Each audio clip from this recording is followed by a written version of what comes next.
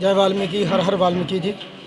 तो अज श्री वाल्मीकि तीर्थ धूना साहब ट्रस्ट के उत्ते मुख मेहमान आए सी साडे रजिंदरपाल गौतम जी, जिहड़े कि समाज कल्याण मंत्री ने दिल्ली तो। असीं अपने तीर्थ वालों और धूना साहब ट्रस्ट वालों उन्हों का बहुत बहुत स्वागत करते हैं।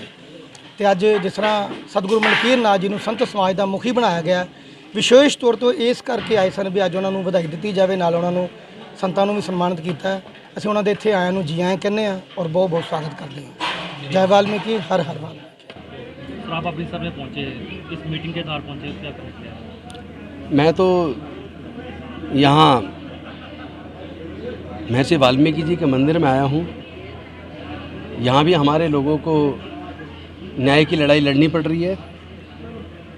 यहाँ संत गुरु रविदास जी के मंदिर में मत्था टेका, हरमिंदर साहिब में मत्था टेका, और उसके बाद अब भगवान वाल्मीकि जी के मंदिर में मत्था टेका। मकसद सिर्फ एक है कि जो बहुजन समाज के लोग हैं अभी भी उनको न्याय नहीं मिल रहा है। अभी मैंने यूपीएससी के बारे में, आपने देखा होगा, मैंने लेटर भी लिखा है यूपीएससी के चेयरमैन को। मैंने पिछले करीब 7 साल का रिकॉर्ड चेक किया है। उसमें SC ST OBC के लोगों के रिटर्न में नंबर ज़्यादा हैं, लेकिन उनको इंटरव्यू में जानबूझ के कम नंबर दिए जाते हैं, क्योंकि इंटरव्यू SC ST OBC का अलग होता है और जनरल कैटेगरी का अलग होता है। मैंने उनसे मांग की है कि जब रिटर्न में अच्छे नंबर ला रहा है कोई, इसका मतलब उसकी नॉलेज अच्छी है और उसको इंटरव्यू में अच्छे जवाब देने के बावजूद भी उसके साथ जाति की वजह से पक्षपात हो रहा है। और ये पक्षपात नौकरियों में हर जगह हो रहा है। देश के जितने भी विश्वविद्यालय हैं वहाँ पे गवर्निंग बॉडी होती है, रिटर्न एग्ज़ाम होता नहीं, और गवर्निंग बॉडी छांट के अपने लोगों को भर्ती करती है। वहाँ पे भी हमारे लोग काबिल होने के बावजूद, PhD किए हुए होने के बावजूद, PhD के जवाब में MPhil वाले को तरजीह दे दी जाती है। यानी चारों तरफ हमारे लोगों का उत्पीड़न जारी है और इस लड़ाई को हमें लड़ना पड़ेगा।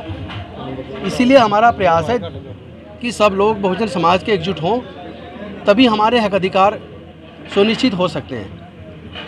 और जिस पार्टी में मैं हूँ उसमें होने का सबसे बड़ा कारण ये है कि 1990 के आसपास धीरे धीरे प्राइवेट स्कूलों की बाढ़ आ गई और सरकारी स्कूलों को कमज़ोर किया गया। सब जानते हैं सरकारी स्कूल में उनके बच्चे पढ़ते हैं जिनके पास प्राइवेट स्कूलों में पढ़ाने के लिए पैसा नहीं है।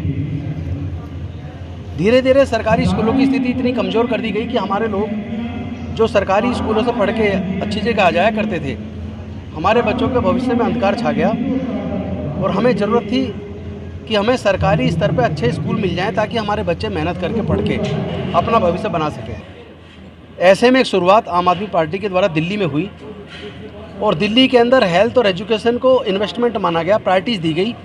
सरकारी खर्चे पे दिल्ली के अस्पतालों को, दिल्ली के स्कूलों को इतना बेहतरीन बना दिया कि टोटल बजट का, आप मतलब सोच के ताजुब करोगे, टोटल बजट का लगभग 39% केवल हेल्थ एजुकेशन पे दिल्ली के बजट का खर्च हो रहा है। और सरकारी स्कूलों में, सरकारी अस्पतालों में मेजॉरिटी में गरीबों के बच्चे जाते हैं। गरीब कौन है आप जानते हैं। तो जो काम दिल्ली की सरकार कर सकती है, सरकारी स्कूल का अच्छा कर सकती है, सरकारी अस्पतालों को अच्छा कर सकती है, मोहल्ला क्लिनिक बना सकती है, और गरीबों के बच्चों को अफसर बनाने के लिए आजकल कोचिंग की ज़रूरत है। कोचिंग में लाखों रुपए लगते हैं, कोचिंग का पैसा हमारे लोगों के पास होता नहीं, बच्चे पिछड़ जाते हैं। तो दिल्ली की सरकार ने जय भीम मुख्यमंत्री प्रतिभा विकास योजना बना के हमारे बच्चों के सिविल सर्विसेज के लिए, इंजीनियरिंग के लिए, मेडिकल के लिए, जुडिशरी के लिए तमाम तरह की कोचिंग की व्यवस्था सरकारी खर्चे पे की है। और ऐसे बच्चों को कोचिंग के साथ साथ 2,500 रुपये महीना स्टाइपेंड भी दिया जा रहा है। तो ये जो व्यवस्था है, क्या ये सारी सरकारों को नहीं करनी चाहिए? ये पंजाब की सरकार को भी करनी चाहिए, ये यूपी की सरकार को भी करनी चाहिए, मध्य प्रदेश की सरकार को भी करनी चाहिए, ये बिहार की सरकार को भी करनी चाहिए।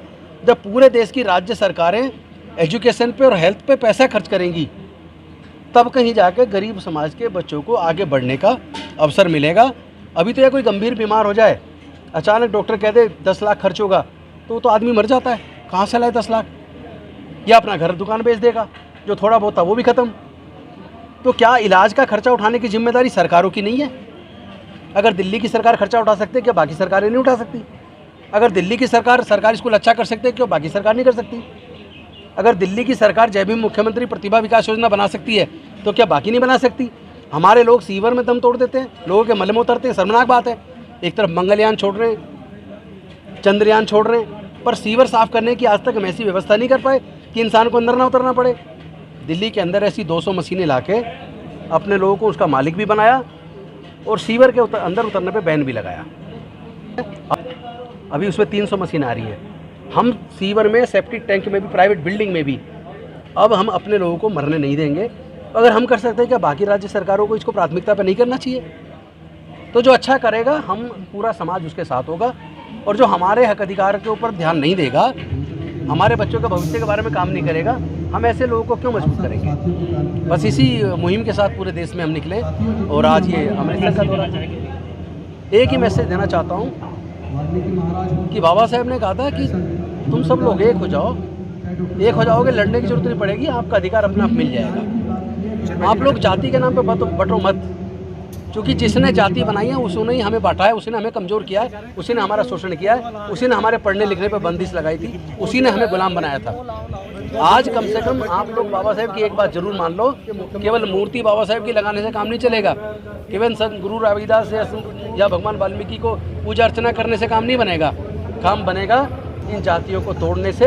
हमें जाति तोड़ो समाज जोड़ो की परिकल्पना पे काम करना पड़ेगा, रोटी बेटी का रिश्ता करना पड़ेगा, और एकजुट होके हम अपने हक अधिकार के लिए लड़ेंगे। गली गली से आई आवाज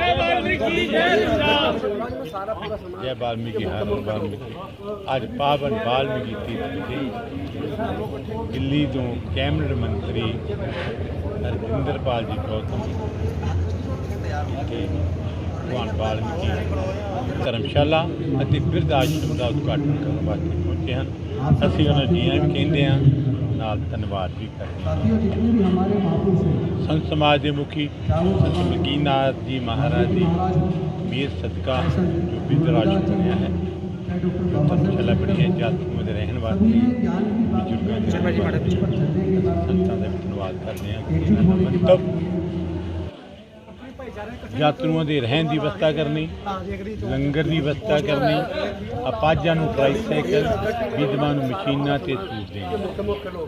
संत समाज के मुखी होने के नाते उन्होंने जो ये निश्चा लिया है, ये सारी उम्र रनिंग चलता ही रहेगा, ये कोई रुकावट नहीं दी जाएगी। नित रोज़ संगतां दे वास्ते लंगर का व्यवस्था करनी, ये मुख्य सेवा का कि असी दिल्ली तो एमएलसी साहब का बहुत धन्यवाद करते हैं। इन्होंने बिरध आश्रम के वास्ते फंड देने का भी उपराला किया, असी जियां भी कहते हैं। संत समाज का, सारिया संगतां का बहुत बहुत धन्यवाद। जय वाल्मीकि।